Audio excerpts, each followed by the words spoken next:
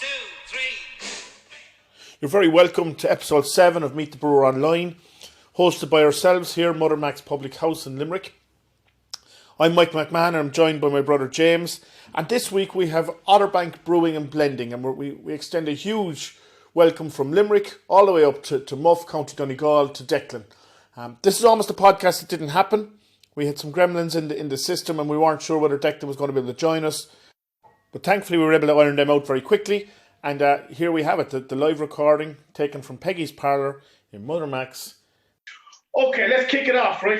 Because it's a beautiful day outside, and I think that we have 14 people on. I'm very surprised that we even have 14, given the beautiful sunshine outside. But obviously, that the 14 that are here really want to ask you some questions, Declan. Happy days, man, yeah. I get to the bottom of Otterbank Brewing. So a huge welcome to Declan. For those who don't know him, he is the master of brewing up in Otterbank in Muff, Donegal. He drove the kegs and the bottles down last Saturday like a loon, just to make sure that they got here in time and they were all in good stead. So we thank him very much for that. He joined us for a cup of coffee and a cream bun, and we had a good old chat with him. And he's good crack. And we've some delicious sours this weekend from him. It's our second consecutive Meet the Brewer with sours, so don't feel any pressure. No pressure here at all, man. So I just make beer I want to drink at the end of the day, like, to be honest. Go back, and you're joining us with a beer house hat. I love it. Yeah, man. And sure. Anybody that's sort of like, I do have a slight obsession with caps, like, and this is the newest one that I got there a couple of weeks ago. I actually robbed it off my boss, because as well as like fronting up Otterbank, I'm still the head brewer for Yellow Belly down the South East Coast there as well. Just to keep myself on the toes, like. So let's kick it off, right? So let's kick it off and Meet the Brewer style, right? Because as I said to you, we want to talk about you, not necessarily your beer. So I suppose tell us all about Declan and Declan the brewer and how he got into brewing, maybe. Well, I suppose it all sort of happened a wee bit by accident. Like, I went over to university in Liverpool when I was 18 to do civil engineering, and fucking dicked about for the first 3 months, 6 months, as everybody does. Like, and Liverpool's such an amazing city, and I always remember that very first pint of cask beer that I had. It was a pint of Duker's IPA in the Philharmonic, and my mate had got it first, and I just looked and I was like, that's settling like a pint of Guinness. He's like, nah, mate, it's cask. I was like, great. He's like, it's right, but it's like, it's pale as shit, but it's like, it's settling like Guinness. He's like, well, yeah, I guess I'll be sip of that. So like, got it. Like, I remember just looked at it and just went, I was like, oh my fucking God. I was like, that's amazing. It had all that mouthfeel and texture of a lovely fresh pint of Guinness, but it was really pale and sort of a wee bit fruity and stuff. I was like, man, that's brilliant. Like, because like all we got in the north was like Harp, Magners or Stouts or Smithics, like, and that was it. Like, that's what you grew up on. Like the first beer that we drank was, I think it was Michelob or something terrible like that. Some really, really bad Eastern European lager just because it was cheap.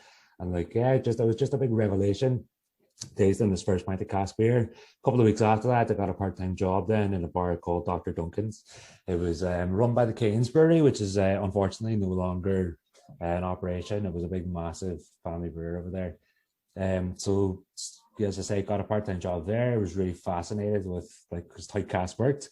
Like, one of their beers they had on was this porter that was on all the time. They had a raisin beer that was on all the time. I was like, this is amazing. I was like, yeah, still sort of interested in engineering in uni, but more and more interested in like how cask beer works. Was going into Cairns Brewery then at the weekend, just volunteering, cleaning casks, pestering the brewer's head. Why do you do that? What's that you're adding there? Why are you adding it then? All right. And like, how come that happens then? Like, and just got really geeky about not so much beer at this stage, although beer was a part of it, more how they could reminate, this lovely beer that was in every single pub we went into. They had 3 or 4 cask engines. It was just amazing. And like, this was I was a big proponent of cask when I eventually moved back. Like, but so like, was working away in Dr. Duncan's, like, started doing less and less in uni, started getting more into the beer side of things then. So we started homebrewing in halls in university, and like, we were selling these like ropey, like, we were like, and to be fair, now we did start off, we went straight into all grain just because we had the contacts there, because we were working in Cairns. We were like, look, Like I'd say the Brewers are getting a bit Sorry, put sorry, off. Declan. Who's we? Oh, it was just me and a couple of housemates. Like it was the other lads in block. So we were in halls, like right at the very bottom of Penny Lane. And like there was two other guys on the floor below me. It was the guy who ordered the pint of Jukers. So a fella called Jack and another mate called Will. So like we started making, and like it was literally like, right, look, I can get the grain from Canes. Like we can get a bit of yeast in there. It's like, how hard can it be? Like it's like we weren't even cleaning. Like we've got new buckets and we thought, happy days, this is clean. And like the first brew, we just brewed straight into it. Like, didn't really clean it because like the lads weren't telling me about like, sterilization and cleaning at this stage. They were just telling me, yeah, look, just like mix this with hot water and a pot, like, stick it in the bucket, add this yeast, like it'd be grand. So like the first couple of batches were fucking bad, but like we still drank them and we got pissed because like, you're 18, you're in university. I was like, I didn't have like, loads of money from my man and dad or whatever. I was just like over there winging it and loving it. Like it was great. And even actually our Hall's bar, pints were like 110. And again, they had lovely pints of cask. Like it was just everything at that stage was just like all about just a cask revelation. It was unbelievable. Like, so like, as I say, like that was a sidestep. Like, the homebrewing went on for a good while. I mean, it did get better. Like, but it's like, the be all and end all of it was, right, we need to get better so that we can sell more bottles, so that we can buy more pints of the time.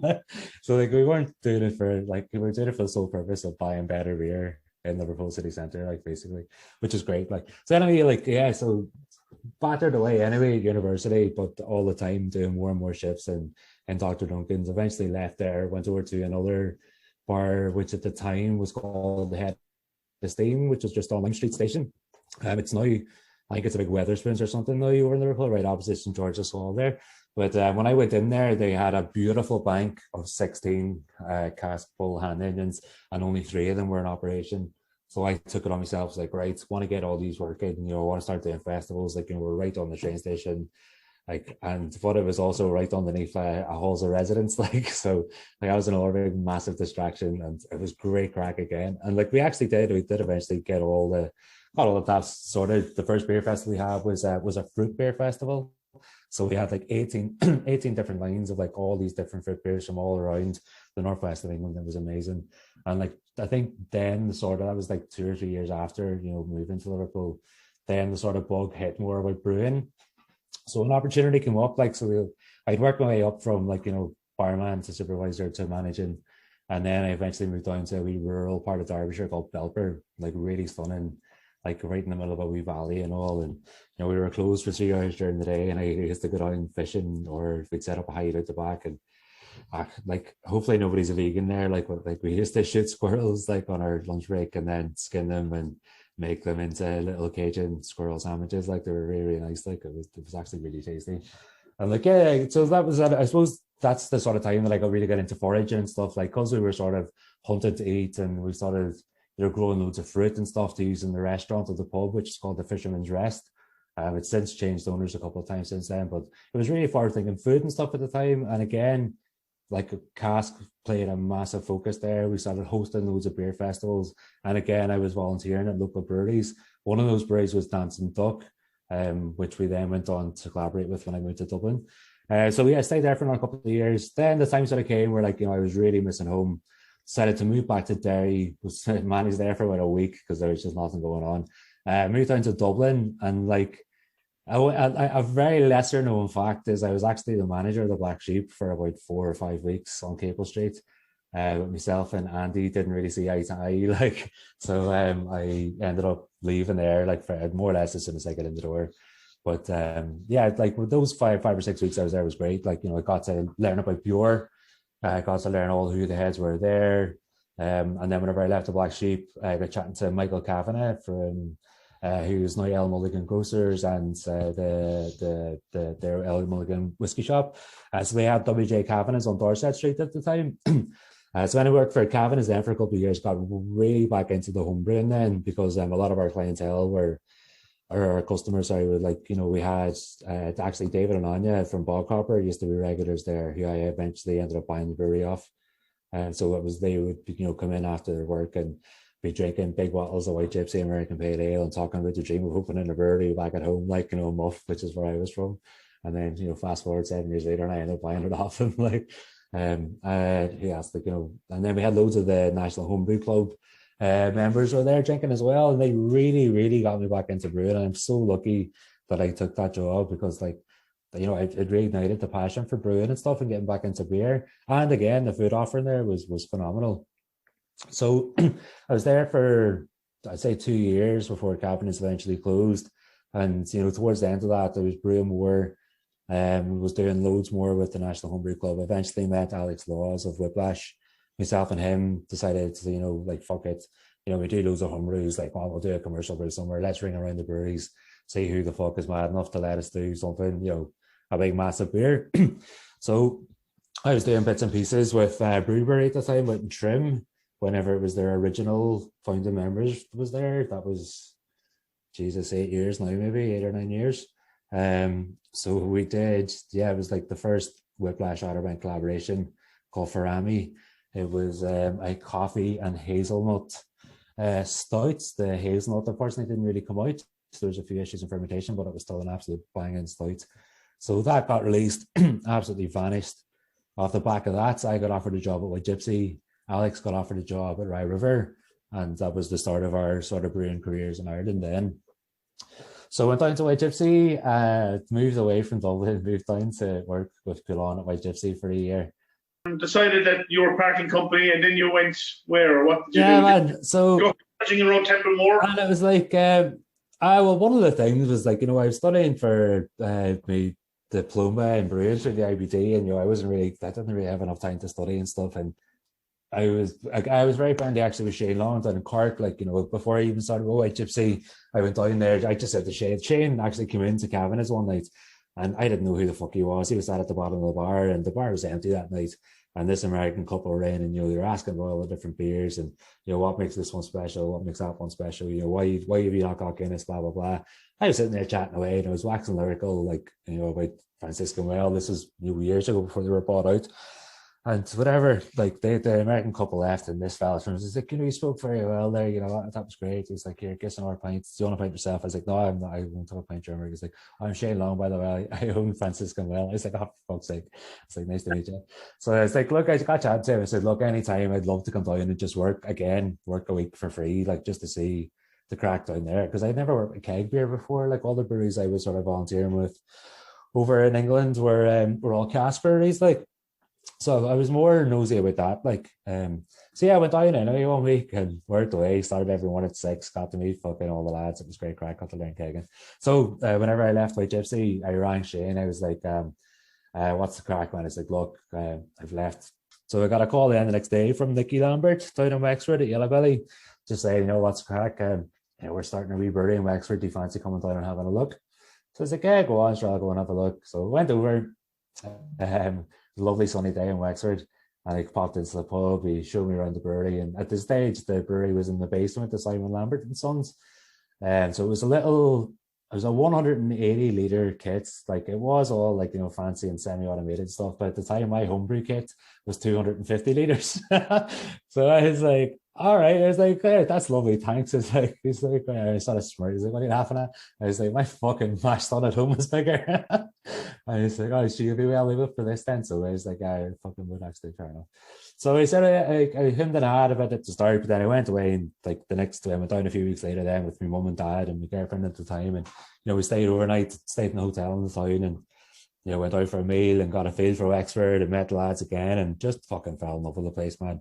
Like, everybody was so friendly. The weather is a good 6 degrees warmer than fucking Donegal. Like, and the kit was lovely, man. It was like, I just got a really good feeling off the place. Like, so I agreed to go on, and one of the conditions was, that I could still do a bit of brewing for Otterbank on the side. And he was like, no fucking problem at all. Like, that's absolutely no bother. So I think like that was March 6 years ago, actually, just before Paddy's Day, and so Yellow Belly then has gone from, so that was 180 litres at the start. Within about a year, we managed to, Jesus, God knows how we got it done, but we got an 800 litre kit that we'd made ourselves. Like, and again, this is when the brewery was in the basement, and like, we'd measured everything to an absolute T so that we could get, the biggest kit that we could for that size of a basement. Like, and we'd measured the insulation, measured the tank, everything was great, everything was made. This is like 3 months in the making. And it came to the day we were bringing it down into the basement, like it was about 5 mil too wide, because Nicky had only measured the insulation on one half of the tank and not counted for the other half. So we ended up having to get a fucking like an angle grinder, like angle grind off one of the supporting beams for the roof covering the stairs down into the basement, and like angle grind the bottom off it. And we were all taking this off and just looking at the roof, slowly moved that out, like very quickly but slowly lifted this fucking 250 kilo tank down the stairs, and then welded the fucking I-beam back into place. Like, so then we were on that kit for about a year. That's when we started doing our wee bottles of Four Corners. I think the first beers we launched was a strawberry sour and mild. There might have been a chili porter and something else, which by today's standards seems bog standard. At the time was just like the best thing ever for us. Like, and like I keep getting pictures popping up on Facebook now, the memories. Like I remember that space. It was about 7 foot, like from the floor to the ceiling, and there was 4 of us down there, like trying to bottle off 1,000 bottles. Like, and we sat. The first time we bottled, there was me, Nicky, Danny, Simon, Paul, the designer, like in this fucking cramped basement.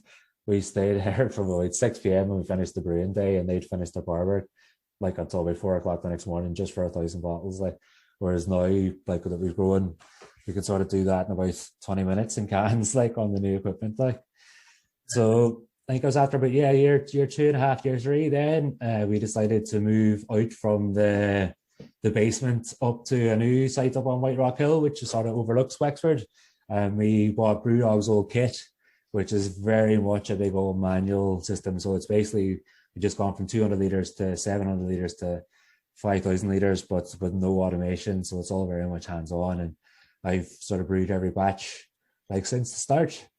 Whilst all the while then we had Otterbank in the background. And then 2 years ago, we decided, right, like I can't really start playing around with all the wild bugs that I would like to down in Wexford, because obviously we can't risk any of the nice clean, IPAs and Citra Pale Ale and everything that we're doing in Wexford. Can't risk bringing in Brett or Lacto and Pedio and all that sort of those wild strains. So I was like, right. And at the same time, very coincidentally, Bog Hopper was selling up, and I was like, oh, daddy, like, and this is like a 10-minute walk from my parents' house, just across the border. I was like, I can't turn this down. So we were like, right, how the fuck can we afford this? So it was either buy a house or get myself in debt by buying a fucking brewery, like knowing the ball ache that it is. But like, it was a big passion of mine, and so I was like, fuck it, right, we'll fuck off the house for another 5 years or so and get the brewery. And so we started we started buying it in August, and then we finally got our license to brew the day before the pubs closed. And I was like, oh, fucking brilliant. Like, I just bought a brewery, and like every single pub in the country is just closed for the foreseeable. So we went at the start. I decided it's like, right, 50% is going to be mixed fermentation, all barrel aged, and 50% is going to be semi-clean beers for the pub trade. But then that very quickly changed to doing 90% barrel aged beers, and then 10% will be quick turnaround beers. We haven't actually done any of the quick turnaround. Matrix is the first. Well, it's the quickest beer that we turned around. That was still 5 weeks. So yeah, like we bought. On the first week that we got the license, I took in delivery of about 40 casks from the southwest of France. So there was a few Remy Martin barrels. There was 3 big, beautiful 600-litre Armagnac barrels, and they were hand coopered by a guy in 1971, and they stayed with the same wee family Armagnac distillery up until the month before I got them. Like, and they want to feel the weight of them. They're beautiful. They're about 5 foot tall. So they came in. Then we got a load of red wine and white wine barrels, and so like all the money from our first 2 releases went back into getting more wood, and the same is going to happen with these releases. And then we haven't got any more room left. Like, unfortunately, I'm not in the brewery tonight, because I would have loved to actually, bring you around on the camera to show you everything there. It's like, I really, really want it to be like a proper cathedral of oak. Like, we've got a full stack of rum barrels, a full stack of port barrels. We have loads of Bushmills barrels. We have loads of mezcal, rye, Pinot Noir, Chardonnay. The place smells amazing. We just filled our most recent bars. We filled there was 5. First fill whiskey barrels. There's a new distillery opening down in New Ross, and they very kindly donated 10 barrels of ours that were just emptied there last month. And like I filled all 5 the day before yesterday, and the brewery actually smelled like fucking whiskey. It's time. I managed to get 1,200 ml out of 2 of the barrels as well, which is now chill filtering in the fridge. It's the perks, man. Go actually. Nobody here is from revenue, are they? No. That didn't happen. Pat O'Loughlin has just said I'm going to be bleeping a lot of this out for putting it up. Yes, this is redacted. Yeah, right. No, you know what? It's quite. There's 2 things quite interesting that kind of hit me. Right. The first thing you were talking about the bars. When myself and James viewed the building that we're in now, we viewed Mother Max when it was called the Round House. Yeah. In the basement down here, there was old port barrels, which were about 5 or 6 feet high, right? Big barrels that went back as far as the 60s, and there was, I think there was 6 of them in here. When we viewed the place, like we left and we were kind of chatting to ourselves and we said, right, there's 10 grand worth of barrels there, right? And when we bought the place and came back, the previous owner had cut them in half. Oh fuck. Because he obviously heard what we were saying, he was trying to figure out how to get him out. So I made a hames of him, right? And I suppose the second thing that hits me is that you were the 3rd consecutive brewer on, right, and brewery on that started up in and around lockdown. I know, man. It's fucking mental. And like at the time, it's like there was sort of about a day of panic. It was like, right, fuck, right. It's just grand. That's go. Once it's like, oh fuck, right. Well, if it doesn't, okay, fuck it, right. Our startup money is like, okay, that fella that was ringing you about barrels last week, I was like, fuck it, just ring it back and just spend. I was fucking stupid money, but at least then I knew it was like, okay, if this does last a year, at least at the end of that year, now I'm going to have stock coming out. So like the single barrel series, like they are the first beers that have been fully aged in Muff alone. Like our other bottles, like I had little barrels sort of stashed all around the country because obviously Otterbank was started up as a cuckoo brewer, like traveling and using other people's equipment.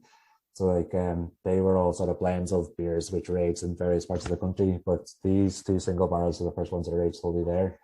We also have just passed, so the 4th or the 20th of April there was when we filled our very first barrel in Muff. So that's nearly ready. That was one of the big Armagnac girls, like, but I think I might just give it another couple of months. Like it's nearly there. It's beautiful, but it's just nearly there. Like can't wait for it. It's not like. And again, I suppose it's quite interesting, right? I suppose let's go back to the beginning. Where did the name Otterbank come out of? How did you decide on that?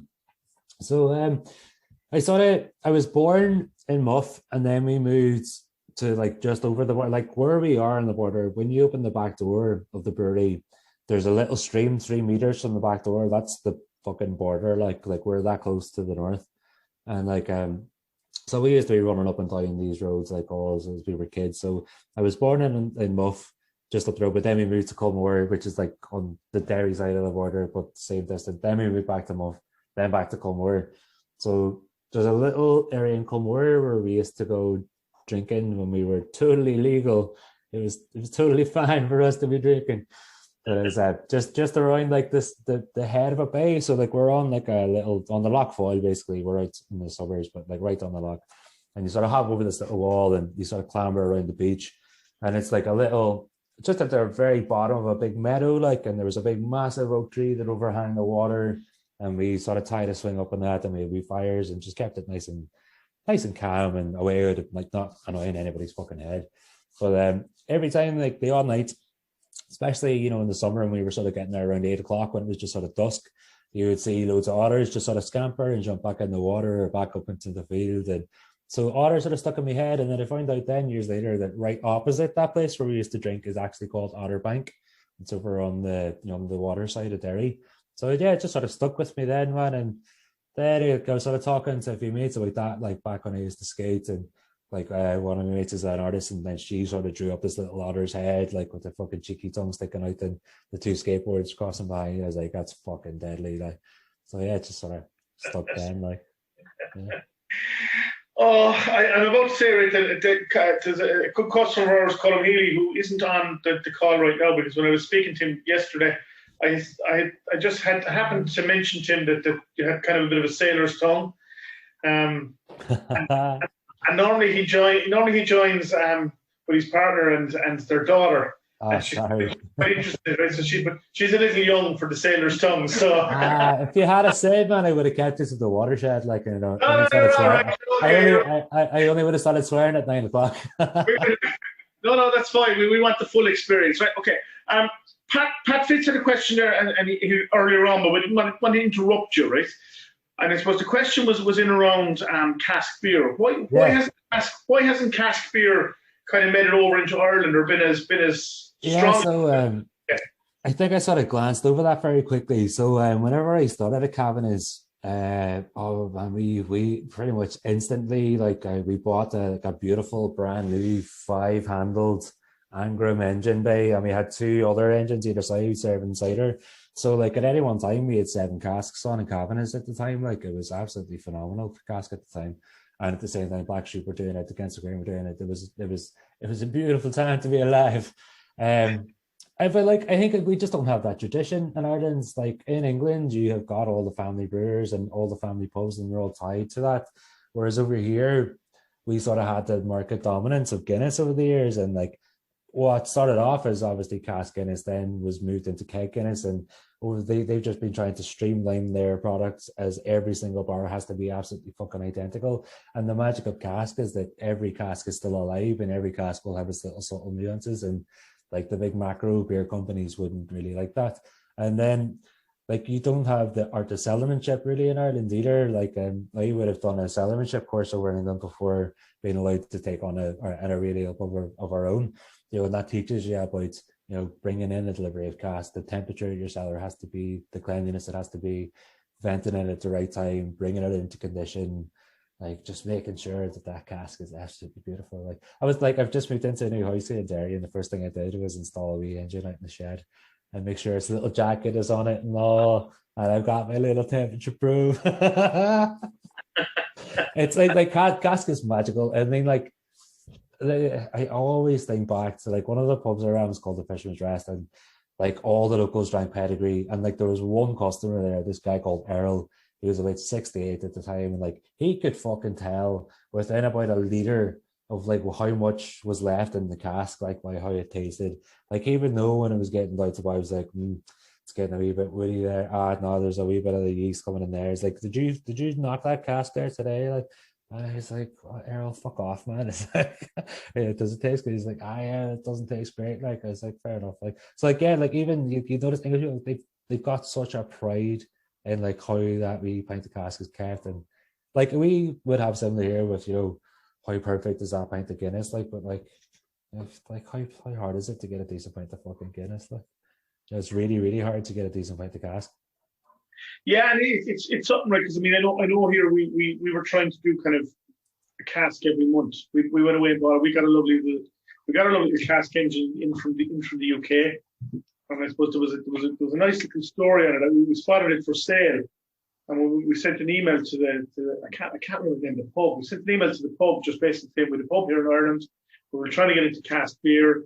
So we'd love to make an offer on the cask engine, yeah, because had it up for auction, and we got a decent reply from it. Basically said, if you pay for postage and packaging, we'll send it to you.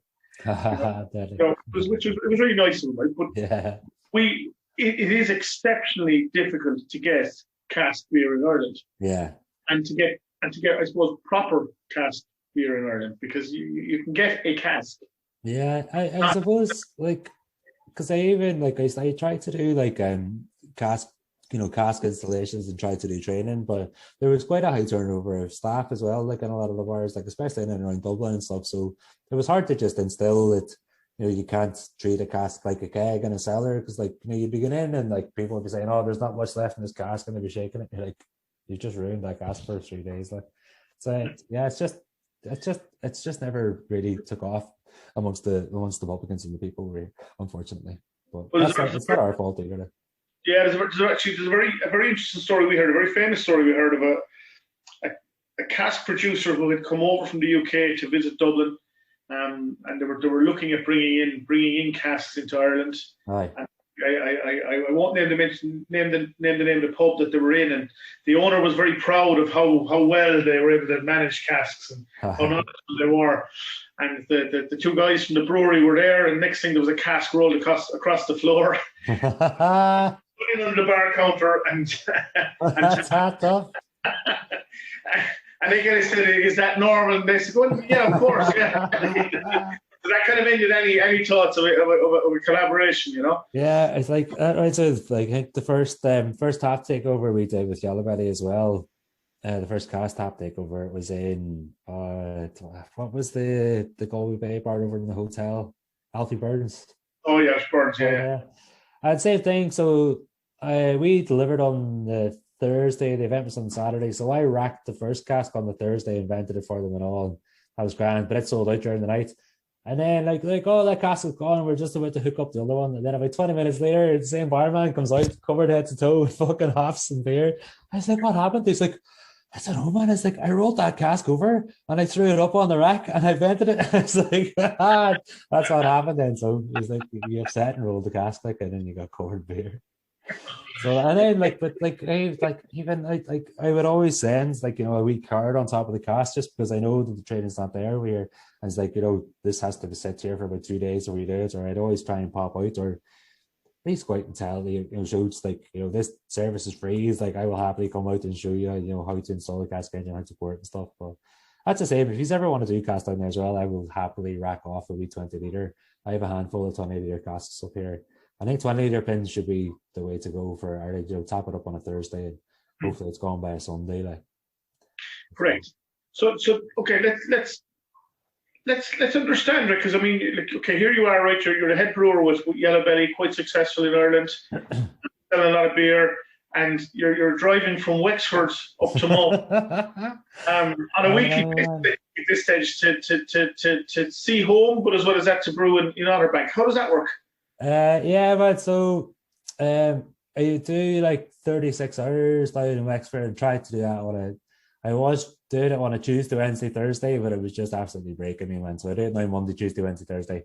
So yeah, drive back up to Donegal Thursday nights, into the brewery Friday, Saturday, relax a little bit on a Sunday, and then drive back to Wexford Sunday night to first thing Monday morning, man.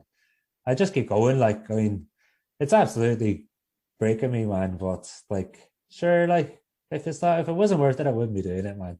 But it is really nice. It's like, I love being down in Wexford, like, and I have a massive love for Yellow Belly and stuff as well. And like, you know, that's sort of paying the wages, like, to allow me to go and do what I really love, which is still beer, but which is like wild and funky beer, and seeing what flavors I can get out of certain barrels and just experimenting, man. Because like, and don't get me wrong, we still do experiment a little bit in Yellow Belly, but not like we used to do back in the day, because we have got to that sort of certain size. And that's by no means saying we're massive.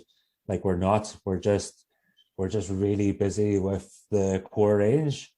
And like, that's great, and that pays the bills, and like the specials as well. But like, I do really miss, you know, what happens if I just change this wee yeast strain here, or what happens if I change this up here, or whatever. Like, you know, we can't really afford to do that on that size anymore. Would it be fair to say, Declan, that Citra kind of dominates your day with Yellow Belly? Yeah, God, big time, man. And again, like, I feel really, really proud, because that was a wee beer that's, you know, we worked on for 2 years in the basement down in Simon's. Like, it took us 2 years to get Citra to where it was, and it's only sort of changed very, very slightly. Like, the only change in the last couple of years is we've increased the dry hop, and we're sort of tinkering with the findings in the kettle. That's it. Like, you know, Citra used to be a clear beer, now it's a hazy beer, but that's just because of, like, you know, customer taste change, like, and like stuff. So yeah, again, I'm really, really proud, but like, I can now brew Citra in my bloody sleep, like, and yeah. So like, that's actually where the tweaking came with I'm Home. I'm Home is a little tweak on Citra, so it's a twist on the yeast. So like, So let's you know what, you've introduced I'm Home, right? So let's go back up into your brewery, right? Let's go up to Otterbank. Yeah, man. I know we can't see it, but we can't walk around it. Kind of explain to us what makes it unique. I'm going to ask questions before you. So we had Sean from Wide Street 2 weeks ago, and we were talking about cool ships, and we were talking about Yorkshire squares. and all that good stuff. So, I mean, do you have a coolship or a Yorkshire Square, or are you more fundamental than that, or what way do you operate? So, like, I've been waiting on my mates to like bring me my bloody coolship for the last 18 months. Like, but like the thing is, like, because he's not charging me for it, I don't feel like I could shout at him to fucking hurry up. Because I've now watched Kinnegar get their coolship. I've watched White Street get his coolship, and I've watched Tom like do 2 seasons of coolship brews, and I'm like, come on, where's my coolship? But no, like there's definitely a cool. I'm just pouring some of my home there for myself as well. I was very kindly given that bottle, man. Thanks very much for that last week. No fear, yeah, Jesus, yeah, no fear. So I got a cream finger and a free beer. So yeah, so our brewery. So I was very lucky that I bought the existing brewery from Ballcopper. So obviously the mash tun was there, HLT was there, all the kit was there. But obviously the whole thing about me coming up to do this was that it was going to be a really funky brewery. So we obviously straight away introduced all the barrels. So again, we've got in and around 100 different barrels there now at the minute. And we straight away started working on our house yeast strain. So at the minute, that's a blend of Ardennes, which is like a French border sort of saison strain, which is non-diastaticus, which is blended with a little Brett strain called Suburban from America. And then there's a little tiny bit of lacto in there as well, which is a little blend that I've been working on with the Yellow Belly Castaway lactobacillus for the last couple of years. So that's what it took 4 or 5 brews to get where it's at now. None of the beers that have been brewed with that have been released yet. The first one should be out in about a month or 2, I'd say. So they're going to be primarily funky as fuck saisons. Like, they're really good. Like there's like a real big massive punch of like all that fruity breath that you get, like without that horse blanket, and a real nice tart acidic finish to it. Like, and again, that's what I said earlier about brewed beers that I like.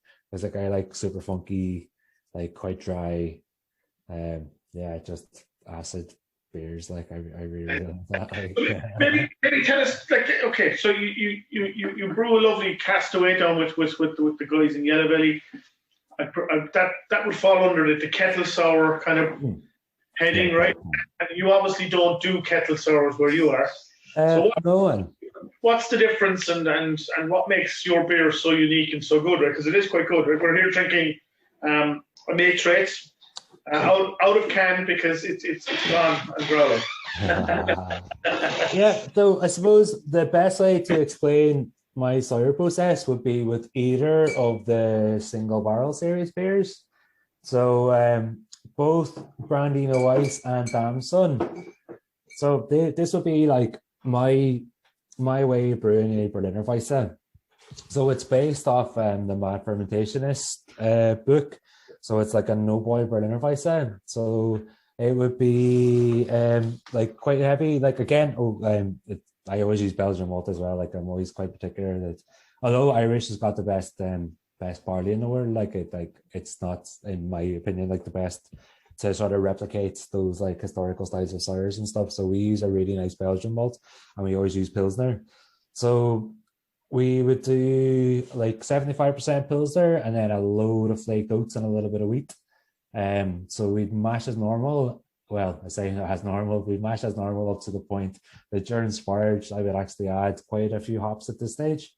So here you're not really extracting any bitterness, but you're still sort of getting the protective qualities from the hops, like, the anti-sportage sort of, and you're still getting like a little bit of flavor as well.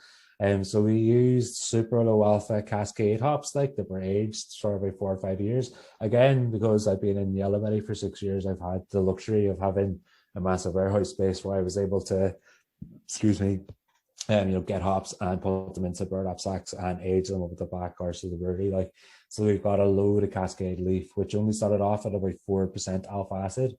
So the alpha acid level is what gives you your bitterness that comes into beers. So with our sours, we don't really want that bitterness. Like we do want the other properties of the hop. So we used the Cascade in the mash, and we then had more of that Cascade Leaf in the kettle just to give us about 4 IBUs. So again, super, super low. If you look at Citra Pale Ale, that's about 23 IBU.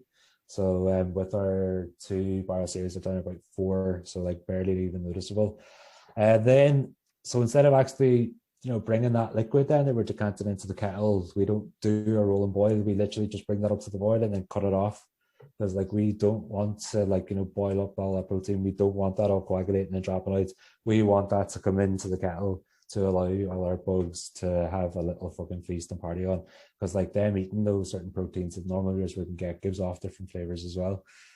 So then that is racked into our fermenter. Then whenever we just shut it off and then start transferring. We don't let that rest or anything either. We're literally shutting off and then transferring in. Then we'll pitch. I'll pitch a little bit of normal ale yeast then just for like a day or two. Then I'll pitch a big massive healthy dose of lactobacillus, which will start to bring that pH down. The reason we add the normal brewer's yeast first is like that usually weirds itself out a bit if the pH is too low. It gives off, again, flavors that I can't control. Whereas if we pitch the ale yeast first, then I know the fermentation has at least started and it's starting to split, and then we add the lacto. And then just then before it's finishing, in the case of the barrel aged beers, we'll rack in before it's actually finished fermenting, and we'll rack in with a big dose of Brett. So like it's getting a little bit of oxygenation when it's going into the barrel. So the Brett likes that, and there's still a little bit of our lacto there, which is acidifying, and we still have some sac, which is eating the sugar. So by doing that into certain barrels and there's still some spirit there, then all this weird concoction now of like alcohol production starts giving off weird flavors that we've just been messing around with on the side for the last 5 or 6 years. So yeah, so that's our sort of structure for like our normal base sour beer, with basically so a pills, oats and wheat base, don't boil, and then rack into the fermenter still sort of like fairly coagulated at normal temperature, then pitch normal yeast, then lacto, then Brett. So that's like our base for like our sour beer. Like. And then with the brandy barrel, so like we went straight in the fruit as well. Like, so like sometimes we would like age in barrels for 6 months, 9 months, 12 months then add fruits. But with these particular ones, because it was all still quite active and we were getting fruits really super fresh at the time.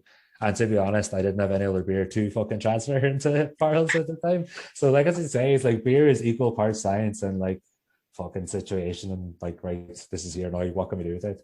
So like within about the space of 2 or 3 days, when this beer was just being ready to either, age on in tank or rack into barrels, my mate in Belfast, Michael Kerr, rang me. He's like, Deck, what's the crack?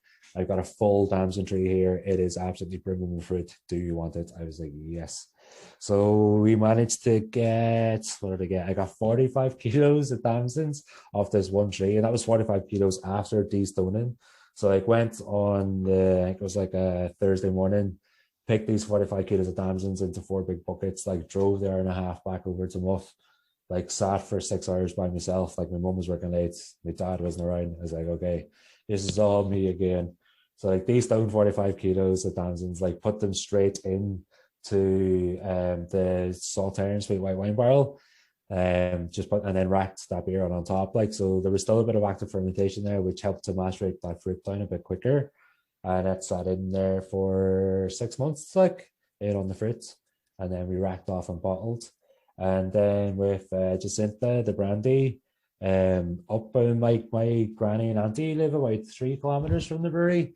And like my grand, thankfully, he's got like quite a bit of land at the side. So we planted about 40 gooseberry bushes, a load of rhubarb, loads of blueberries, loads of blackberries, raspberries, and we had some red currants. So we chopped all the red currants down. We got about 10 kilos, and we put them into a Remy Martin brandy barrel, which is first filled in 1988. And when I actually got it, there was about a half a litre of brandy in there, which I was managed to rack off. Like, yeah, and that's it in there for about 9 months. It just needed that wee bit extra because there wasn't as much fruit. And yeah, that's what's in the bottle there now. Like, so how many barrels have you in the barrel series? I know there's single barrels, but how many have you running? Honestly, it's going to depend. So, like, we will always taste each barrel before we decide to do whatever with it. Like sometimes a barrel will need blending, sometimes a barrel will just suit blending. But sometimes in the case of these two, I was like, I tasted these, I was like, I can't fucking blend these. It's like, that'd be a fucking sin. I was like, it was like, sometimes we'll blend the beer to match, or sometimes they'll match other barrels and stuff. But I was just like, oh, these are really good. Because initially I was like, right, I'll brew these, then I'll brew another beer to, dial back that fruit, because the fruit additions were so high. But I tasted it, it's like, nah, these just have to go straight out. Like, this is just to hark back to what Gypsy actually is like.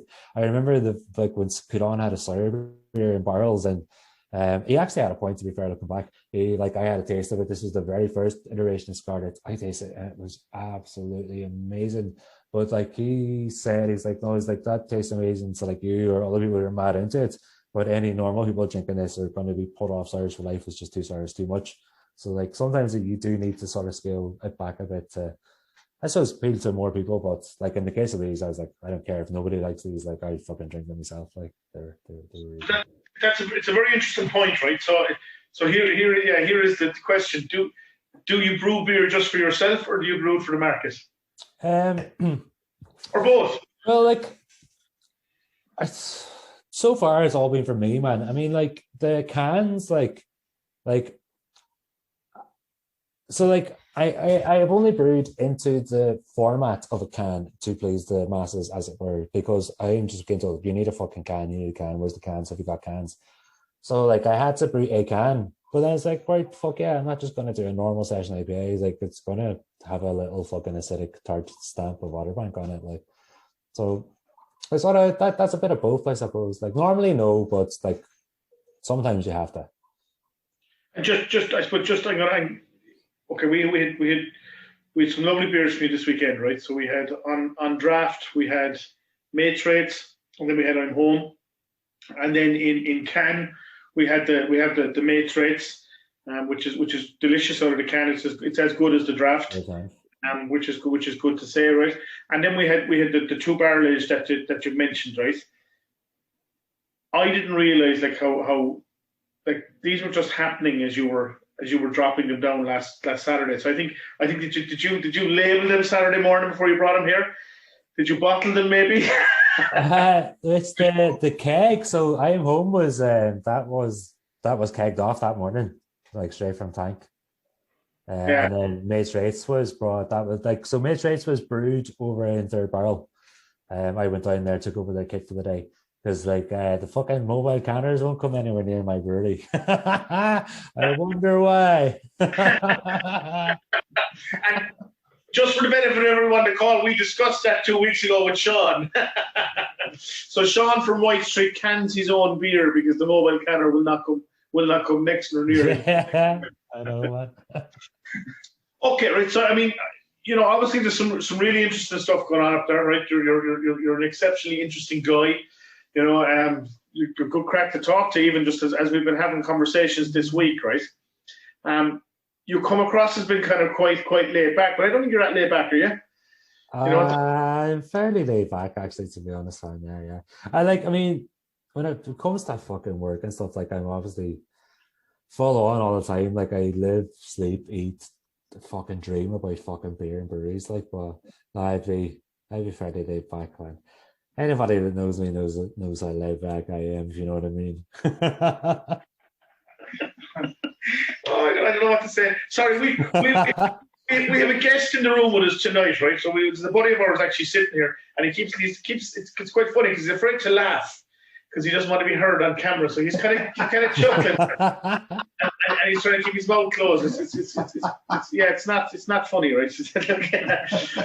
Okay, do you know what I'm going to say, right? That for me, right, the Damson for me was absolutely just fantastic, right? I'm going to say I really enjoyed it. I had both of them last weekend. Fresh as they could be. I don't know, was it maybe I had an expectation around the cognac, and it was really good, but I thought the Damson was just that little bit better for me, right? I'm actually loving the Matrates. Yeah, I'm really like. Yeah, it's like, it was really interesting to brew as well, man. Like, we started it off with the wine yeast, actually. So it's the wine yeast jumps all the sugar and produces that lactic acid and keeps everything clean, so that I can do it on a normal person's brewery. But it's quite interesting, right? Because when we talk about sours at times, right, most of us are guilty of talking about what's called a kettle sour, right, which is that really kind of face puckering, pull your cheeks kind of in, sort of your tongue is tingling kind of sour. Whereas when we're speaking to the likes of you and we'll say Landon Labour, White Street, sour, even Kinnicar in terms of their funk farm. Yeah. A sour beer is something completely different. It's more of that kind of that classic Belgian style, dry, almost like a Kiev cider or sidra. Now you're talking. Yeah, and I could get that from the barrel aged that you had, right? You can get that kind of sidra. It was really, really, really good, And I mean, the aging process that's required for that. Aye. Right? And we kind of got into this 2 weeks ago. I mean, does terroir play a factor into the aging process and the effect? So is Muff in the bottle? County Donegal. This would be. It would do more for Sean's place in Wild Street because he's actually collecting wild yeasts in and around. Yeah. I haven't got to that stage yet, but our plan for our cool ship is actually designed to fit into the back of my van, and we also have another little 500-litre tank, so we'll be able to brew our beer, transfer it hot up to a location wherever, kick the cool ship out, rack the beer into it, and then cool it in a certain area, and then bring it back to our barrels. So terroir will definitely play a factor there. But at the minute, like we're using them all from Belgium. I've got barrels from fucking France. I have barrels from Bushmills. I was like, we aren't as wild as a brewery as White Street and that are just yet, but we do have plans to be in the future. We're still sort of getting set up, and I'm doing what I know how to do so far, which is barrel aging and blending. I have no experience as of yet with all the yeast wrangling and stuff that White Street are doing. So you don't have a yeast dealer? Oh, I've got a fucking yeast dealer, man. Sure do. Who doesn't have a yeast dealer these days, man? I've actually got a couple. I have a lad in the north and a lad in the south because you can never be too sure. Okay, Pat Fitz had an interesting comment there in terms of there was a beer brewed from yeast from someone's belly button.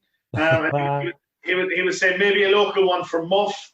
I know that there was a cheese maybe a year ago made from Muff. There's actually maybe not space, but I think there's an Eastern European beer made from the old downstairs yeast there as well. Yeah.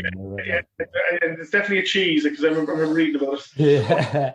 Do you know what? Let's open it up right to the group because we've let you talk enough, right? Unchallenged. Anyone? Not you normally go for a question? Yeah. Lining one up here actually. As you know, I'm Mike. I'm a bit of a whiplash nonce as described on that beer group that I added you to. And I was looking up Declan there. He mentioned that he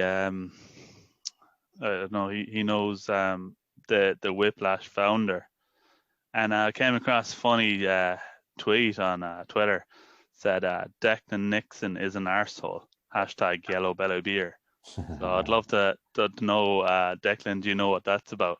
Is that from Alex, is it? It's on the Whiplash Beer Twitter account. Yeah. We have a lovely wee love-hate relationship. It all comes from whenever I fucking touched Alan in a special place on a trip to Copenhagen. And he hasn't forgotten that. We're going to park that, right? Okay, move on next. The next question.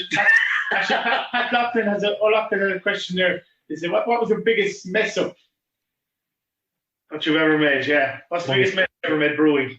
Biggest mess up? Oh my God. It wasn't really a mess up, but it was actually super dangerous for the brewery in terms of contamination.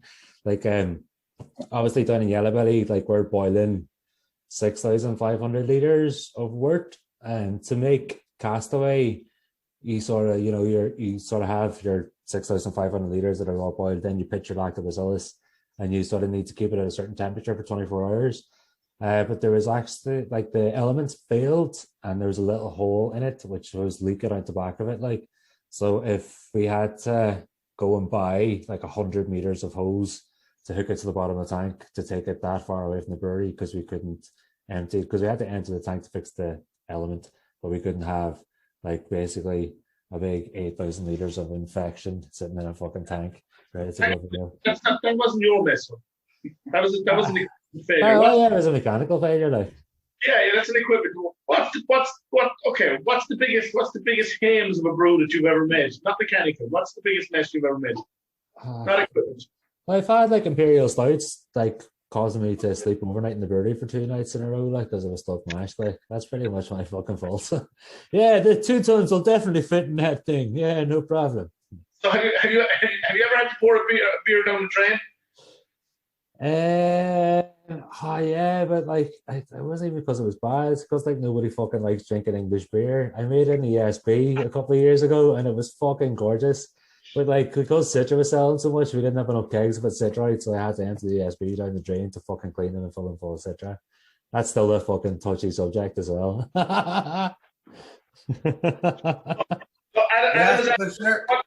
So go on, who's there? Adrian, sorry.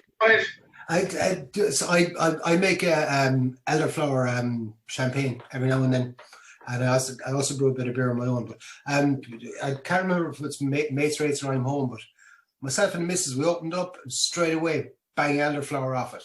Yeah, I got a little gooseberry off it as well. Actually, when I opened it, so like some other people have actually sold elderflower.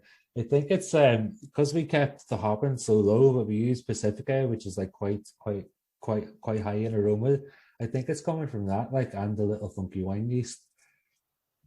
Yeah, well, no, it's definitely a bang of elderflower. This too was got off it straight away. But yeah, I don't normally like sours. Right? I honest to God, myself and Mike have had a conversation about this a couple of times. But no, I'm liking the mates rates and the old I'm home. Cheers, thank you very much, man. Just as a question from Adam, what's your dream beer to brew? And before you answer, I'm going to ask, right? So just to add to that, so what's your dream beer to brew? What is the most expensive beer you have ever brewed or are going to brew? So the most expensive beer I've ever brewed was for Yellow Belly. It's not released yet either. So it had 350 kilos of triple chocolate chip cookies, which we got the local bakery to bake, and it has 200 kilos of marshmallows, and it's also will be dry hopped. It was about 125 kilos of Citra, and it was about 3 ton of malt, and like revenue's going to get a massive fucking hit because it's going to be about fucking 12% as well. Like so. That is literally the most expensive beer I've ever brewed and ever seen on paper. It's mental. And the second most expensive beer we just brewed last week, but I can't say anything more about that. You can't just bring down the lead there. So just I know that question coming in there from Jason in terms of collaborations in the pipeline. Have you any collaborations in the pipeline this summer with regards to sour? Yeah, man. So we did a collab there 2 weeks ago with Wicklow Wolf. It's a peach and mango sour, kettle sour actually. It's one of the first kettle sours that did it up with Wicklow Wolf.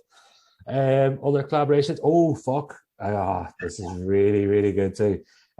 So whenever there was that wee break in quarantine zones, Stone Barrel came up to brew a wee cheeky beer. So we did a big massive, what will be a black IPA. So we basically brewed like a black beer base, which went into whiskey barrels. And so half in whiskey barrels, half in red wine barrels. Then it'll be coming out and being dry hopped. But we decided the beer that's in the red wine barrels is too good to be dry hopped. So only the whiskey barrel half is going to be dry hopped as the black IPA. And the other half is, it's like a really, really rich, the other way there's a Flanders Red and a Flanders Brown. This is like a Flanders Stout. Do you know what I mean?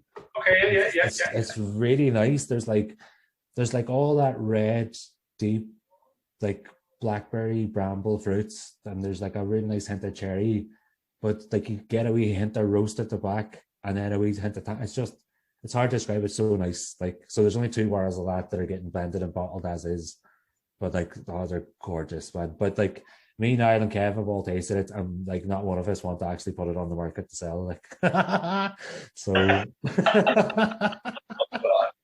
Okay, I'm going to go to a question from John McCarthy. John Noel, I go to you, and then Hugh, I'll go to you. Okay. So John McCarthy was actually asking. Oh yeah, sorry. Yeah, who's Danielle?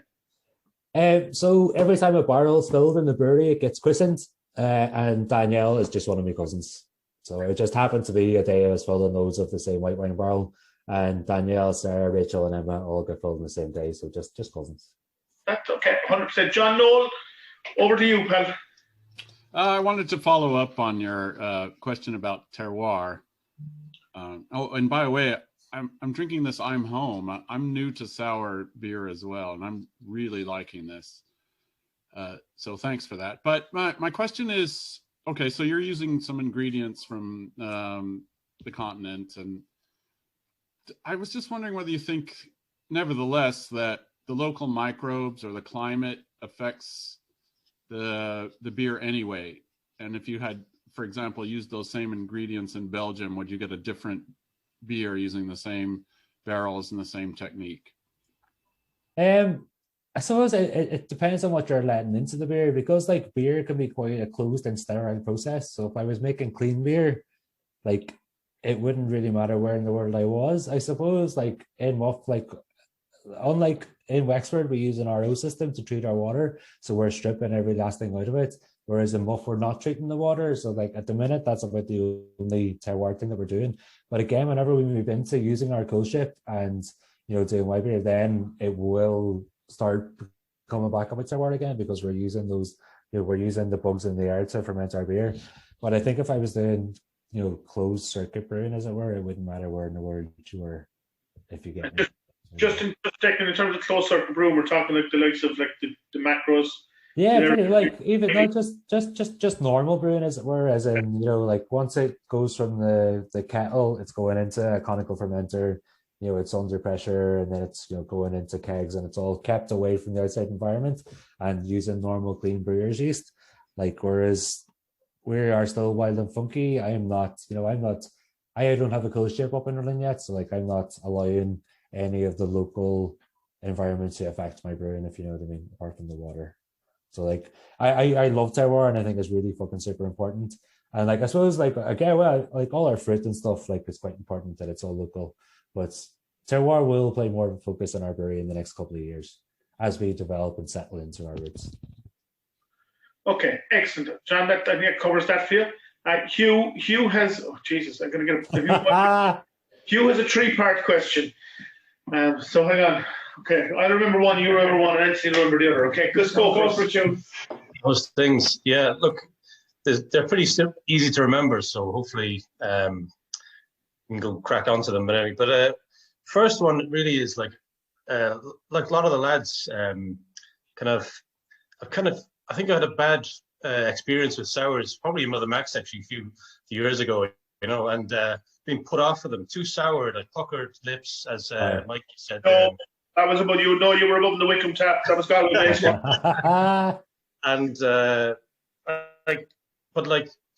I like saisons, and I like a bit of funkiness in my beer. It's not like I'm not against it. I'm just wondering, apart from kind of maybe staying away from the kettle side of things, is there any other tips in negotiating sours? And you think about it for a little bit. I'm going to go into my second part of the question here, right? Oh, Jesus. Yeah, you can answer that first, so go on. Do you mean as in, like, how could you tell how acidic something is going to be? Is that what you mean? Yeah, well, I don't want anything, like, some of them are so sour that I could only drink maybe even just half a glass, and it's enough for me, and that's about it. But like some of them are just absolutely beautifully flavored and mild, just the right amount of tartness. And I'm just wondering, is there science behind it? Can I ask you, is the real question here, right? Because obviously the ones that you didn't like would have been kettle sours, so they're kind of like an artificial sour, whereas the ones you did like, or the ones you are liking right now, are the mixed fermentation, which are done over a bit of time. Is that fair to say? Is that kind of the question? definitely. But like even on that, I think there's still some element of variability in it. Like some of them are extra tart, even without the kettle. You'll notice that like there are quite a few breweries who will actually just add food grade lactic acid to finish beer in order to get the pH down and get that perceived acidity. And like that is just literal heartburn in a bottle. Like, so they'll be really, really bad for you. You also notice as well that a lot of the back sweetened sours as well can be a little bit heartburny.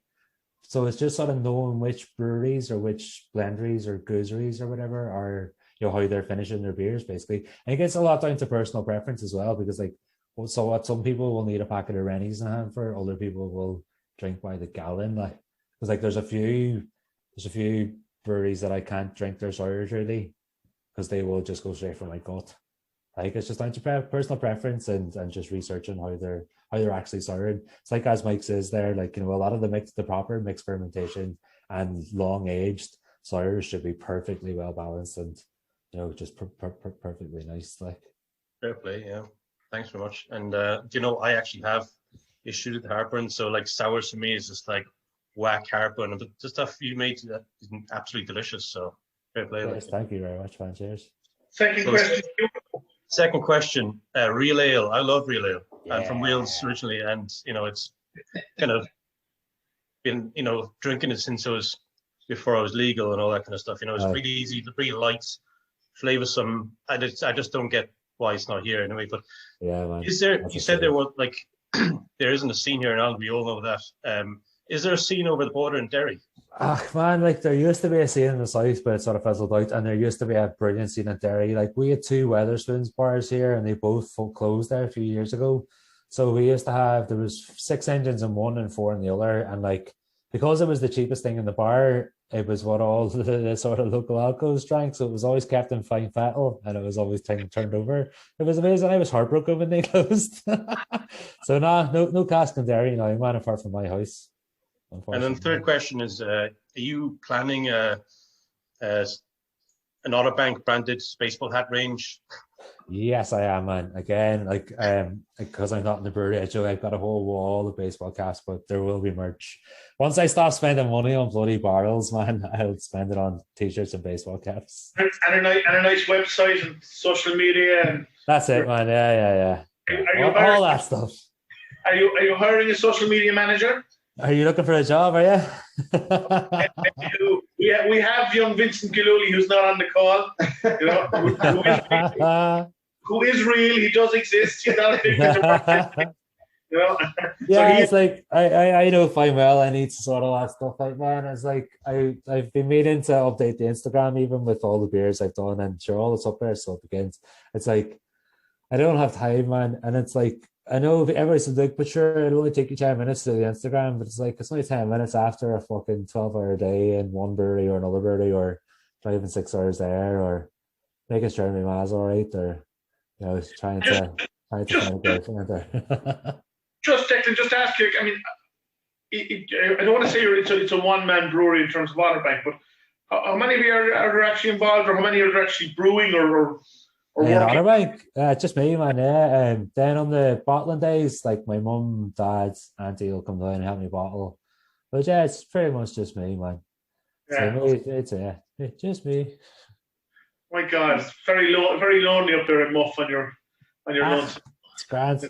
Like, to be fair, it is actually nice because I'm only 20 minutes out to the beach, man. So like, you know, after a day, like I will go the long way home. I'll go 45 minutes in the wrong direction to go to a beach and sit and chill out and then go home. It's nice, man. It's nice being up. My family's only up the road. Like the guy who does my labels is 3 doors over. Like for people, we get all our safety gear is next door to the right. Excuse me. And there's a couple of places. It's nice. Like I don't mind. Like, so what else would you be doing? Like Derek Kenny's on the line. He said he'd do your Instagram for you.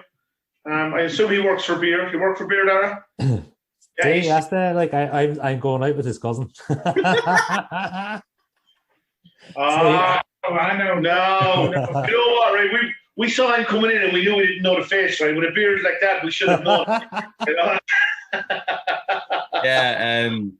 Yeah, I unfortunately work for Brewdog down in Dublin, Dublin Outpost, and I just recently did my Cicerone exam, and I just found out that I passed my Cicerone exam, the level 2 part of it, which was about a 4.5-hour exam. So I said I'll just do anything. I haven't worked since December, so I'll do anything right now at the moment just to get a bit of knowledge in my head as well. Oh, yeah, I'm sure I could find something for you to do, man.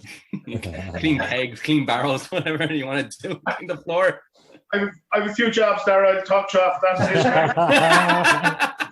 Yeah, you can come up to Derry, Limerick, man. Shoot me on your number, right? So we don't fear. I'll put my phone number in the chat there. Do you? Yeah. I assume you don't want payments. Just beer. Beer's fine in payment. Apprenticeship. Yeah, it's an apprenticeship. Yeah, apprenticeship. Oh, good God. Okay, right. Adam was asking just where does the union stuff come from on the bottles, or where does the union stuff on the bottle come from? Is he on about all the little taglines like on the bottle? Yeah, you'll see on the main sheets there as well as about Adam, unmute yourself, Adam, and ask the question properly. Sorry, Declan. It was just because you had to join a union.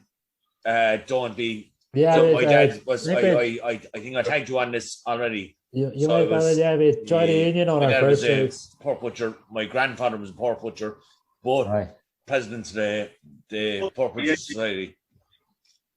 Aye. Okay, I think I was chatting to you online there. Yeah, it's like I'd be a fucking big old fucking socialist version on Tommy at heart, man. So it's just like we've got a fucking tiny platform to fucking say one wee tiny thing on a label, we'll fucking do it. Like pretty much it, man. Like we want people to join unions, we want the workers to unite. Yeah, just so Anthony's sitting here in the background, he's laughing away, right? He's right. He's against the unions. He works for a large corporate company as a union buster. So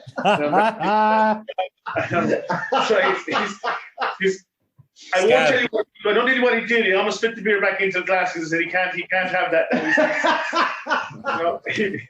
So yeah, okay. Anyone else got questions? Pat Fitzgerald here remembers from Kavanagh's. Actually, Pat. To be fair, Pat is big into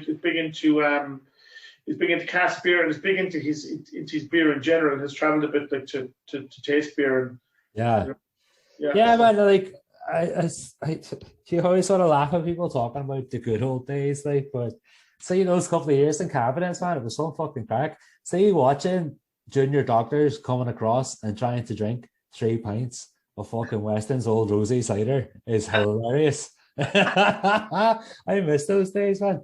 And because we used to do a thing where, again, because I just moved from Derbyshire, and there's a Derbyshire Brewers Collective, which was like a group of 32 breweries in and around Derby.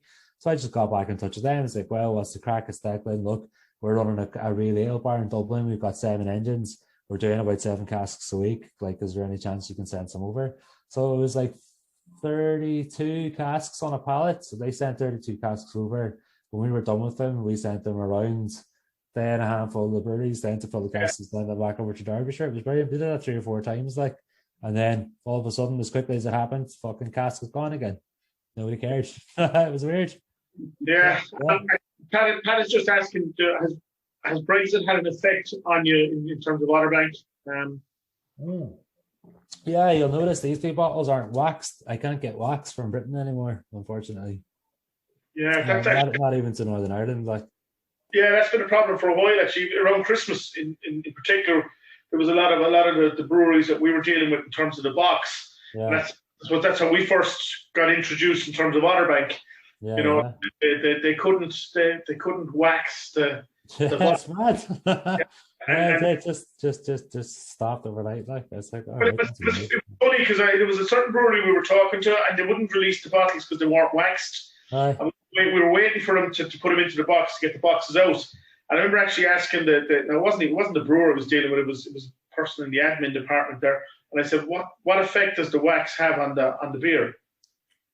Well, it gives you a bit of a longer shelf life. It keeps more of that oxygen out. Come here and tell you, these have been drank in days. Like this was beer it is, right? Send them down, right? The wax, in fact, is just going to slow you down getting into it, right? So, to be honest, man, it looks like, because like I was looking to, like, and I fucking hate doing this. Like, about once a month, I'll have a wee flick through on tap for the crack, just to send myself fucking insane. Like. But the amount of people crying about the wax, like, I think that's like, they just fucking go over it, like, just take it off. Like, we've been asked here: is there any plans for an oatmeal stout or a porter from you? So 3 years ago we did a stout. It was 9.9%, so it's like on the empty side, it's called Prep Rock Stout, and like that was done in Pinot Noir barrels and aged for a year, and like it's one of our most asked about beers that we've ever done, and like I actually found the case there when I was moving house, and like it's even gotten even better. So in about 2 years' time, that will become our only core beer, but it's going to take 2 years for that stock to be built up, and then to keep on doing. So we've got like a load of Pinot Noir barrels in, and we've been filling 2 fills now, but it won't be ready for another few months. But that will be our oatmeal stout, as it were, but with a difference, obviously. It's the guys and girls in Crew Brew, so Crew Brew are here in Limerick City. They're kind of like yourself. They kind of kicked it off just before the pandemic. Yeah, I've been hitting them up on the old socials. Yeah, they're on the call. They're asking. Well, I'm wondering, is a rhetorical question. Any collabs planned here with any breweries? So is it funny now, man? Like ever since that we trip down, so they meant to drop these down the bottles and kegs. Trassa there who said she'd love to come back down to stay for a weekend. So if you put us up and feed us, I'll come down for a collab, no problem. Man. So who's that? That's the Crew Brew. That's Crew the Brew. Brew, lad, yeah. You want to put up Declan and feed him? You know, he'll come down.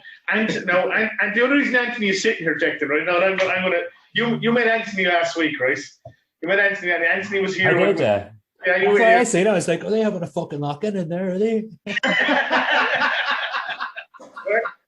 He's only here, he said, because he wanted to see you again, right? That's so he's in the room. Big fucking charmer. Yeah. He actually said you ate his cream bun. He wasn't very happy with you. Was that cream finger hiding at the bottom? His, was it? There's going to be technical difficulties on this one as well, I think, in terms of the podcast. I say you may fucking cancel it. Don't be sending it out, man. I'll give you a safe for work version tomorrow. And the recipe for Darren, you want the recipe for Yellow Belly's saison? Where's Wallenona? Is it? I just want pallets and pallets and pallets of it. I swear to God, it's the best saison I've ever drank in my life. Okay. Sorry, I just love it. I was trying to buy 6 cans. It was brewed 2 years ago, so that's why. I was going to say it's Keith McCarthy on the call, because I think he was supposed to be on earlier on, but actually he doesn't represent Yellow Belly anymore, so that's the end of that. He represents fucking Otterbank, though. Okay, Crew are saying yes, it's a done deal. You can stay in the house if you don't mind sleeping on the couch. Sorry, bye. Okay, Hugh has a question. Hugh, go for Hugh. So last week, Wine Street had, the lads there had high. I got to say, they were quite opinionated on IPAs. What's your opinion on IPAs? Do you think they're like just, we all know Owen Nocton here is a massive fan of really strong IPAs. I'm just wondering, are you an IPA man? So just before Declan answer, right? So just in terms of opinion, right? If just in case you didn't do your homework and listen to the podcast, Sean hates IPAs. They're the devil, right? So there you go. You discuss. Well, like IPAs and lagers are the money spinners for breweries at the end of the day. Like, if you look back at our brewing record for Yellow Belly, you'll see the first year there were no fucking IPAs. There was nothing fucking dry hop. I was very much malt forward, big ABV, juicy. Not juicy, chewy beers. Like, it's only actually listening to the general public cursed them that we started doing IPAs. Like, so IPAs definitely do the place. Like, everybody wants them. Everybody wants to taste what the new hop is. Like, taste what this does to a different beer. Like, so they do their place. Like, so you'll notice now there'll be another few versions of Matrix coming out, which will be very like they'll be basically sour IPAs showcasing different hops. Like I'm not the biggest fucking hop head in the world at all, but I do appreciate a well-made beer if it showcases off a hop. Like, I like it. I don't like all these like super fresh, grassy, fucking double IPAs. I'm not a big double IPA fan really. Like I like tasting IPAs if I can taste that. Oh, this is Citra. Oh, this is simple or Mosaic or whatever. But no, I think I wouldn't be as militant as Sean would be against them, but they can take a back seat as far as I'm concerned. But he still brews them. So, yeah, there you go. That's I mean, I don't fucking like them, and I still brew them. Don't like double IPAs, just don't fucking brew them. So you like them. Oh, good. I've actually lost my train of thought. Okay, I actually sorry. I remember what I was going to ask. Right, so we've had 2 consecutive Meet the Brewers. We've had mixed fermentation, 2 consecutive Meet the Brewers. We've actually probably had some of the nicest sours that are out there for almost nearly 3 weeks almost. And I suppose I want to ask a question just to the group that are here, right? And it's just to help myself and James here a little bit more. What's your opinion of sours now that you've had mixed fermentation, aged, proper sours versus, I suppose, the quick kettle sour? Are you more in favour of sour, or are you less in favour of sour, or do you remain unchanged? And it's just a general. Anyone want to take that one up? No. I only speak for myself there and say that I enjoy the the proper sours, the ones that are kind of designed for flavour rather than kind of the acidic side of it. I don't understand them. I don't understand why would someone want to make something like that. But when it comes to what Declan is making, that completely makes sense to me, and it's like the next step up in the kind of saison. It's kind of like more funk, more kind of tartness. It makes sense, So I like that. So more of that. Absolutely, totally agree with you, Hugh. And I think you're going to pipe in the same as well. I was never a fan of sours, but after this afternoon and the last couple of days, yeah, I'll go again. Yeah, I'm never really a big fan of sours. I don't know. I must have had a terrible one before, but the one maybe don't make them. The one in the barrels or in the Remy barrel was lovely. That like soon as you open it, you just hit with this like unbelievable fruity nose on it, really. And I guess I had one there the other night from Jesus, what's the name of it then again? I can't think of it. You had a picture up of it, yeah. It was Vocation. Vocation, yeah. Fucking unreal. Like it was a sherbet. I think it was a sherbet double sour or something. It was like 7.2% or something like that. It was lovely. Yeah, and there's comments coming in, right? And I think we're quickly changing people's opinion on sour, right?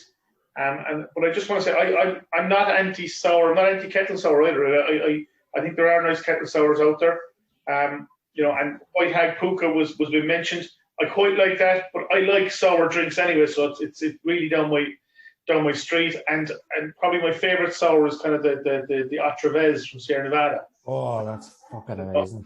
Yeah, so it's. I think there's horses for courses as well here, right? So it's not. I don't want to have an umbrella for everything, but I just wanted to kind of get a general understanding of what people think, right? John Noel, you were up next. You have a hand up there.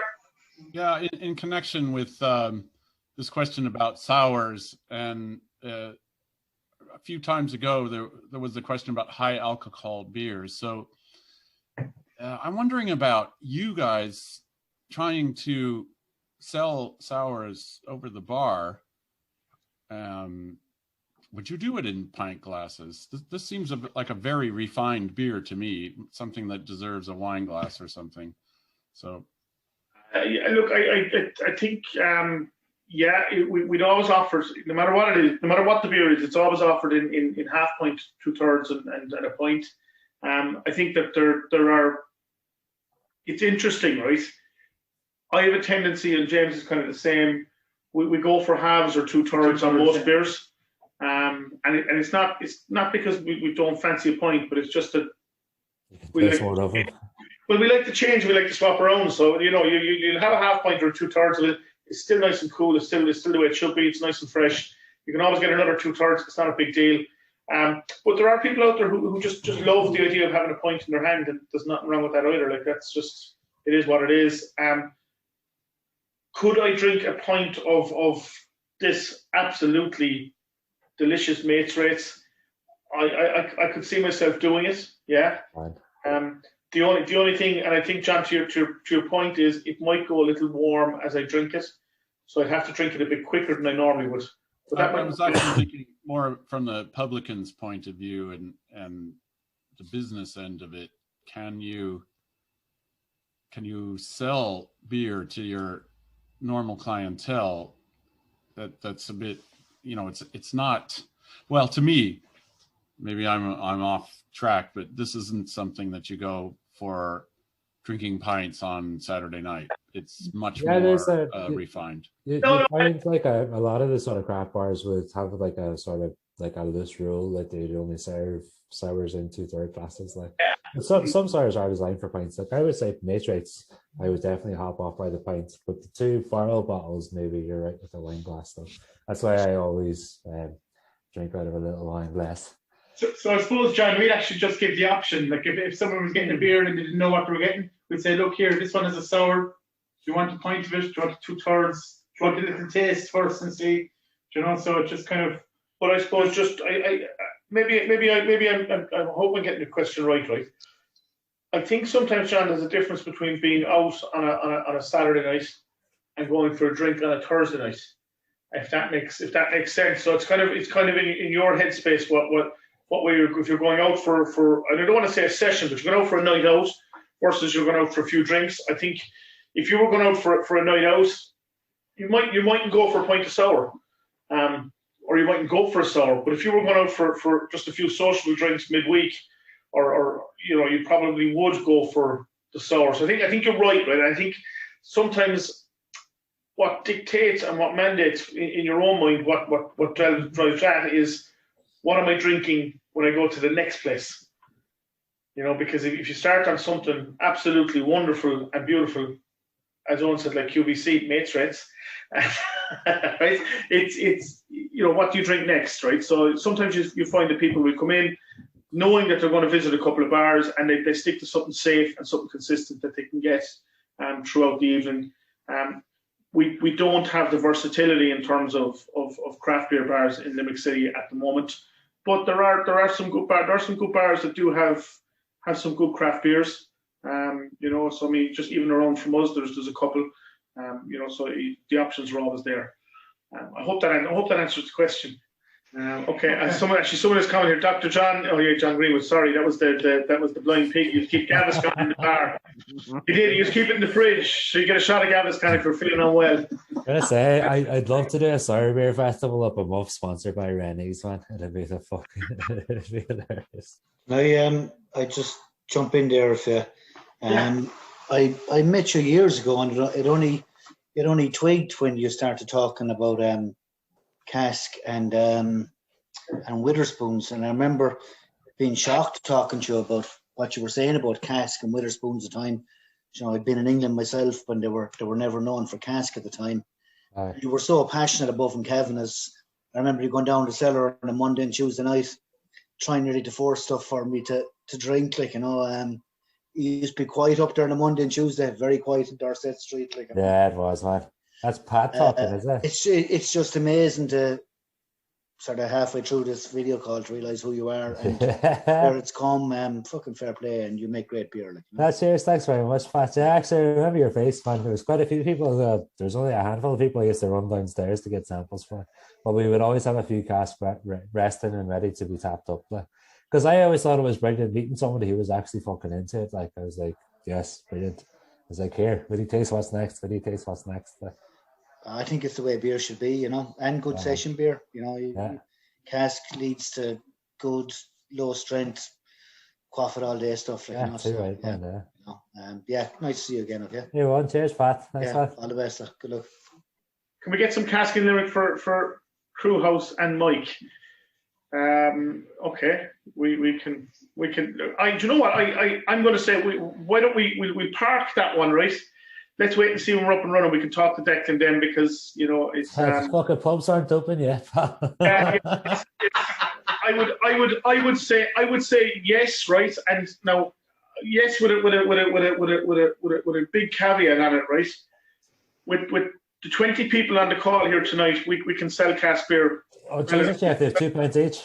Yeah, well, there you go, right? So it's economics, right? But when you take a cask in, sometimes it's very hard to shift it.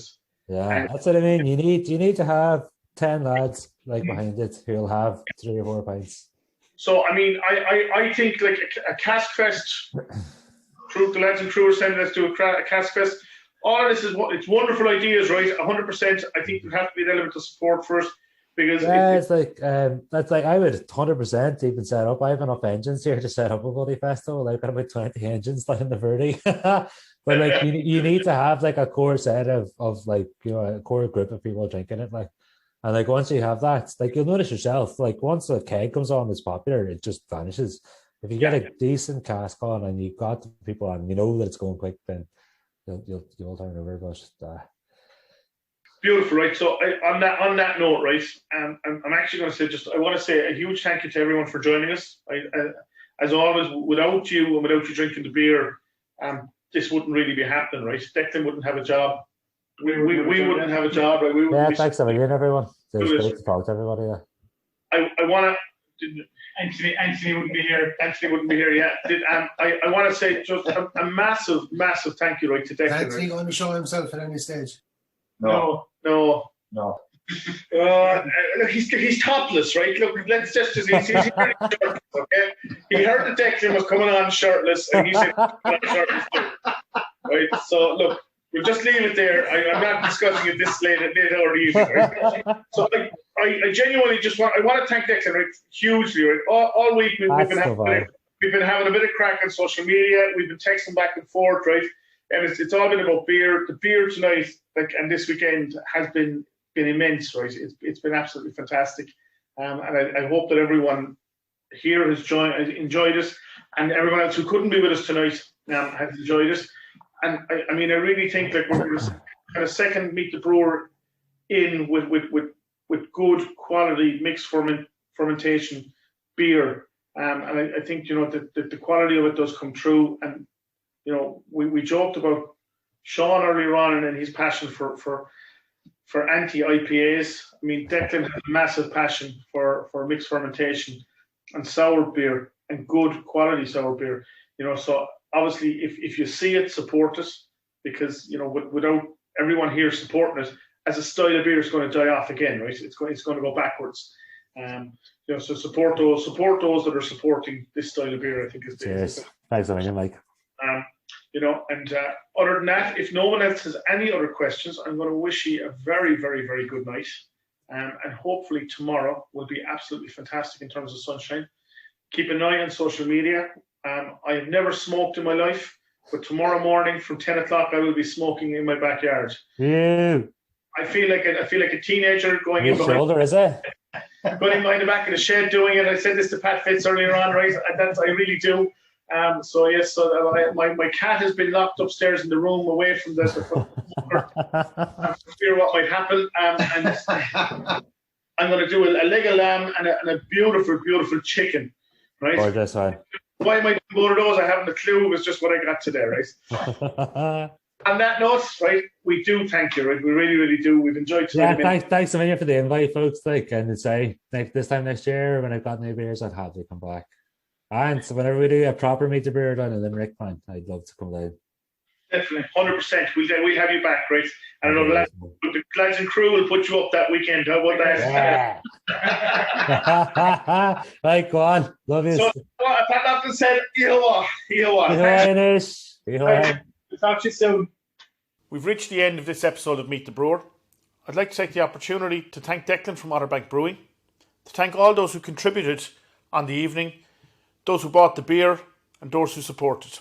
I'd like to thank you for taking the time to listen, and I look forward to welcoming you back into Peggy's Parlour for our next Meet the Brewer, which will feature 4 provinces, and we'll have a good chat with Fergal. Till then, stay safe and enjoy good beer. A long time ago,